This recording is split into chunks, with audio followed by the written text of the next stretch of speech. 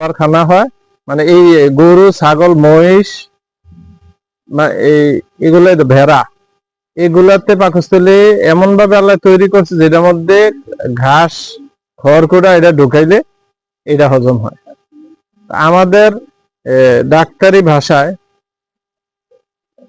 ভাত জাতীয় যত জিনিস আছে এগুলা খাওয়ানো কি হারাম, মানে নিষেধ, এগুলা খাওয়ানো যাবে না। এগুলা খাওয়াইলে গরু হবে, যেদিন অসুস্থ হবে ওই দিনে মারা যাবে, কোনো ডাক্তার আর ঠেকানো যাবে না। ভাত জাতীয় কোনো জিনিসে খাওয়ানো যাবে না, জাউকন ফেনকন বা ওই যে ভাতের জাতীয় জিনিস, আর ফলের ছোলা খাওয়ানো যাবে না। মিষ্টি কুমড়া মিষ্টি আলু খাওয়ানো যাবে না, যেগুলো আমরা বাঙালিদের একদম